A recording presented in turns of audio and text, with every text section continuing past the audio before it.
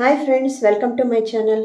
ರೆಸ್ಟೋರೆಂಟ್ಗೆ ಹೋದಾಗ ನಾವೆಲ್ಲರೂ ಹೆಚ್ಚಾಗಿ ಆರ್ಡ್ರ್ ಮಾಡೋ ಸೈಡ್ ಡಿಶ್ ಅಂದರೆ ಅದೇ ಪನ್ನೀರ್ ಬಟರ್ ಮಸಾಲ. ಆದರೆ ಅದೇ ಟೇಸ್ಟ್ನ ಅಷ್ಟೇ ಕ್ರೀಮಿಯಾಗಿ ರಿಚ್ ಆಗಿರೋ ಗ್ರೇವಿಯನ್ನು ಮನೆಯಲ್ಲಿ ಸುಲಭವಾಗಿ ಮಾಡ್ಬೋದು ಅಂದರೆ ನಂಬ್ತೀರಾ?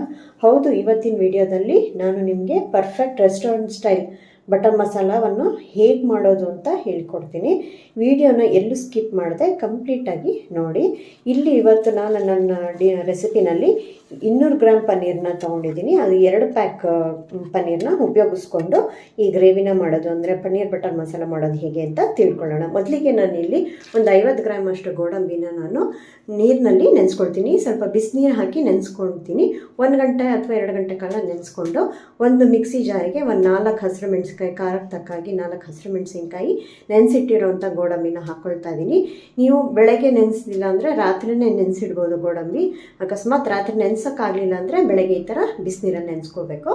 ಆಮೇಲೆ ನಾನಿಲ್ಲಿ ಒಂದು 4 ಹುಳಿ ಟೊಮೆಟೊನ ತೊಗೊಳ್ತಾ ಇದ್ದೀನಿ. ಹುಳಿನೂ ಇರಬೇಕು ಮತ್ತು ಕಲರು ಕೂಡ ತುಂಬ ಚೆನ್ನಾಗಿರ್ಬೇಕು. ಕೆಂಪಗಿರೋ ಟೊಮೆಟೊ ಹಾಕ್ಕೊಂಡ್ರೆ ಗ್ರೇವಿ ಕಲರ್ಫುಲ್ಲಾಗಿ ಚೆನ್ನಾಗಿ ಬರುತ್ತೆ. ಇದಿಷ್ಟನ್ನು ಹಾಕ್ಕೊಂಡು ರುಬ್ಕೋಬೇಕು. ಈಗ ನಾನು ಒಗ್ಗರಣೆಗೆ ಒಂದು ದೊಡ್ಡ ಪಾತ್ರೆನ, ದಪ್ಪ ತಳ ಪಾತ್ರೆನ ತೊಗೊಂಡು 5 ಟೇಬಲ್ ಸ್ಪೂನಷ್ಟು ಎಣ್ಣೆ ಹಾಕ್ಕೊಂಡು ಆಮೇಲೆ ಬೆಣ್ಣೆನ ಹಾಕ್ಕೊಳ್ತೀನಿ. ಈಗ ಒಂದು 5 ರಿಂದ 6 ಟೇಬಲ್ ಸ್ಪೂನಷ್ಟು ಎಣ್ಣೆ ಹಾಕ್ಕೊಳ್ತಾ ಇದ್ದೀನಿ. ಈಗ ಒಂದು ದೊಡ್ಡ ಟೇಬಲ್ ಸ್ಪೂನಷ್ಟು ಬೆಣ್ಣೆ ಹಾಕ್ಕೊಳ್ತಾ ಇದ್ದೀನಿ. ಬಟರ್ ಮಸಾಲ ಮಾಡ್ತಿರೋದ್ರಿಂದ ನಾವು ಬೆಣ್ಣೆ ಹಾಕ್ಕೊಳ್ಳಬೇಕು. ಪೂರ್ತಿ ಬೆಣ್ಣೆನಾರ ಹಾಕೋಬೋದು, ಇಲ್ಲ ಅರ್ಧ ಎಣ್ಣೆ ಅರ್ಧ ಬೆಣ್ಣೆ ಹಾಕೋಬೋದು. ಬೆಣ್ಣೆ ಬದಲು ತುಪ್ಪ ಕೂಡ ಉಪಯೋಗಿಸ್ಕೋಬೋದು. ಆದರೆ ಬೆಣ್ಣೆ ಹಾಕಿದ್ರೆ ಮಾತ್ರ ಟೇಸ್ಟ್ ತುಂಬ ಚೆನ್ನಾಗಿ ಬರುತ್ತೆ. ಟ್ರೈ ಮಾಡಿ, ತುಂಬ ಚೆನ್ನಾಗಿ ಬರುತ್ತೆ ಫ್ಲೇವರ್ ಅದ್ರದ್ದು.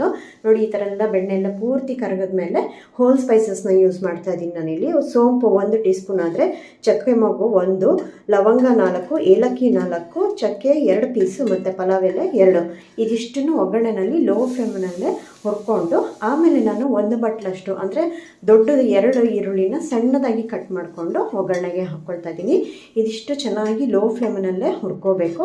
ಹುರ್ಕೊಂಡು ನೋಡಿ, ಈರುಳ್ಳಿ ಈ ಥರ ಲೈಟ್ ಗೋಲ್ಡನ್ ಬ್ರೌನ್ ಬರಬೇಕು, ಅಲ್ಲಿವರೆಗೂ ಹುರ್ಕೋಬೇಕು. ಅಂದರೆ ಹಸಿ ವಾಸನೆ ಎಲ್ಲ ಹೋಗಿ ಚೆನ್ನಾಗಿ ಈ ಥರ ಫ್ರೈ ಆಗಿರೋ ಥರ ಆಗಿರಬೇಕು. ಆವಾಗ ರುಚಿ ತುಂಬ ಚೆನ್ನಾಗಿ ಬರುತ್ತೆ. ಈಗ ನಾನು ಸ್ಪೈಸಸ್ಸು ಜೀರಿಗೆ ಪುಡಿ ಅರ್ಧ ಟೀ ಸ್ಪೂನು, ಧನಿಯಾ ಪುಡಿ 1 ಟೀ ಸ್ಪೂನು, ಶುಂಠಿ ಬೆಳ್ಳುಳ್ಳಿ ಪೇಸ್ಟು 1 ಟೀ ಸ್ಪೂನು, ಉಪ್ಪು 1 ಟೀ ಸ್ಪೂನು, ಅಚ್ಕಾರದ ಪುಡಿ 1 ಟೀ ಸ್ಪೂನು, ಅರಿಶಿನ ಅರ್ಧ ಟೀ ಸ್ಪೂನು ಮತ್ತು ಗರಂ ಮಸಾಲ 1 ಟೀ ಸ್ಪೂನು.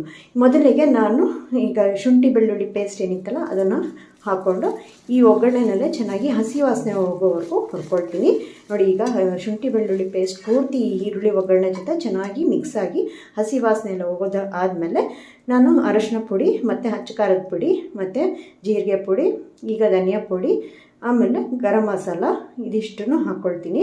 ಇದೆಲ್ಲ ಹಾಕ್ಕೊಂಡು ಲೋ ಫ್ಲೇಮಲ್ಲೇ ನಾನು ಹುರ್ಕೊಳ್ತಾ ಇದ್ದೀನಿ. ನೋಡಿ, ಇದಿಷ್ಟು ಮಸಾಲ ಆ ಎಣ್ಣೆ ಮತ್ತು ಬೆಣ್ಣೆನಲ್ಲಿ ಚೆನ್ನಾಗಿ ಮಿಕ್ಸ್ ಆಗಬೇಕು.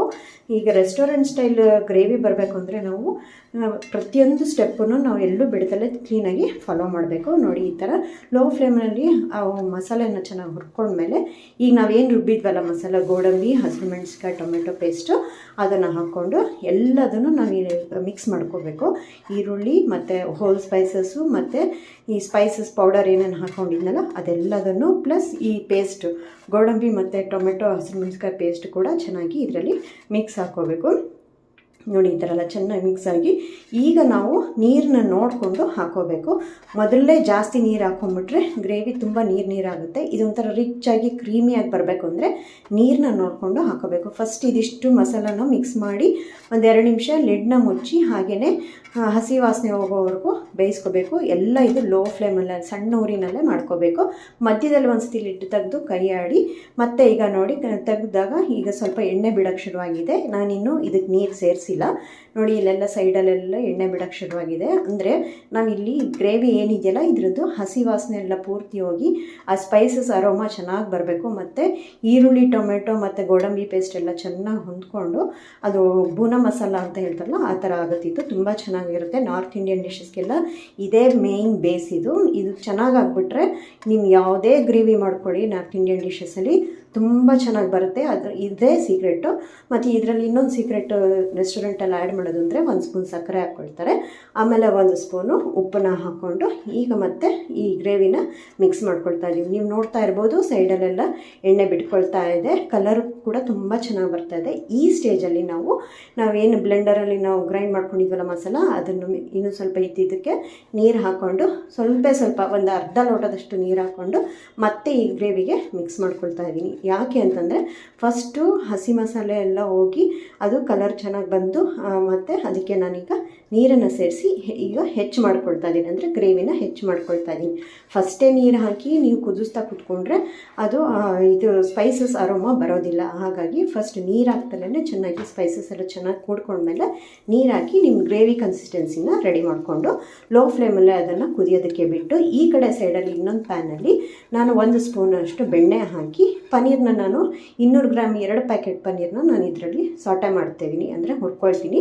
ಅದಕ್ಕೆ ಈ ಬೆಣ್ಣೆ ಮೇಲ್ಗಡೆ ಲೋ ಫ್ಲೇಮಲ್ಲಿ 1 ಸ್ಪೂನಷ್ಟು ಅರಿಶಿನ ಮತ್ತು 1/4 ಸ್ಪೂನಷ್ಟು ಖಾರದ ಪುಡಿನ ಹಾಕ್ಕೊಂಡು, ಇದು ಕಲರ್ ಬರೋದಕ್ಕೋಸ್ಕರ ಅಷ್ಟೇ. ಈಗ ಹಾಕುವಾಗ ಸ್ವಲ್ಪ ಉರಿ ಜಾಸ್ತಿ ಇದ್ದರೆ ಸ್ಟವ್ ಆಫ್ ಮಾಡಿಬಿಡಿ. ಆಮೇಲೆ ಈಗ ಸ್ವಲ್ಪ ಚಿಟಿಕೆಯಷ್ಟು ಉಪ್ಪನ್ನ ಹಾಕ್ಕೊಳ್ತಾ ಇದ್ದೀನಿ. ಇದಿಷ್ಟನ್ನು ಪನ್ನೀರ್ಗೆ ಒಂದು ಒಳ್ಳೆ ಕಲರ್ ಮತ್ತು ಟೇಸ್ಟ್ ಬರಲಿ ಅಂತ ಅಷ್ಟೇ ಮಾಡಿದ್ರೆ ಚೆನ್ನಾಗಿರುತ್ತೆ ಇದು. ಈಗ ಲೋ ಫ್ಲೇಮಲ್ಲೇ ಈ ಹೆಚ್ಕೊಂಡು ಹಾಕ್ಕೊಂಡಿರೋಂಥ ಪನ್ನೀರ್ ಈ ಥರ ಕ್ಯೂಬ್ಸ್ ಥರ ಕಟ್ ಮಾಡ್ಕೊಂಡು ಹಾಕ್ಕೊಂಡು ತುಂಬ ಕೈ ಆಡಬಾರ್ದು, ಜಸ್ಟ್ ಅದಕ್ಕೆಲ್ಲ ಈ ಕೋಟ್ ಆಗಬೇಕಷ್ಟೇ. ಏನಿದು ಅಚ್ಕಾರದ ಪುಡಿ ಮತ್ತು ಅರಿಶಿನ ಎಲ್ಲ ಹಾಕ್ಕೊಂಡಿದ್ವಲ್ಲ, ಬೆಣ್ಣೆ ಎಲ್ಲ ಹಾಕಿ ಅದು ಕೋಟ್ ಆಗಬೇಕಷ್ಟೇ ಪನ್ನೀರಿಗೆ. ಆವಾಗ ಟೇಸ್ಟ್ ಚೆನ್ನಾಗಿರುತ್ತೆ. ಗ್ರೇವಿನಲ್ಲಿ ಪನ್ನೀರ್ ತಿನ್ನುವಾಗ ಅದಕ್ಕೆಲ್ಲ ಒಳ್ಳೆ ಮಸಾಲೆ ಚೆನ್ನಾಗಿ ಹಿಡಿದಿರುತ್ತೆ ಅಂತ ಅಷ್ಟೇ. ಈ ಥರ ಮಾಡಬೇಕು. ಮಾಡಿ ಸ್ಟವ್ನ ಆಫ್ ಮಾಡಿ ಈಗ ಪನ್ನೀರ್ ನಾವೇನು ಟಾಸ್ ಮಾಡ್ಕೊಂಡಿದ್ದಲ್ಲ ಅದನ್ನು ಈಗ ಗ್ರೇವಿ ಫುಲ್ಲು ನೋಡಿ ಈಗ ಎಣ್ಣೆ ಬಿಟ್ಕೊಳ್ತಾ ಬಂದಿದೆ, ಎಣ್ಣೆ ಎಲ್ಲ ಸಪ್ರೇಟ್ ಆಗಿದೆ. ಈ ಸ್ಟೇಜಲ್ಲಿ ನಾವು ಹುರಿದಿಟ್ಕೊಂಡಿರೋಂಥ ಪನ್ನೀರನ್ನ ಸೇರಿಸ್ಕೊಳ್ಬೇಕು.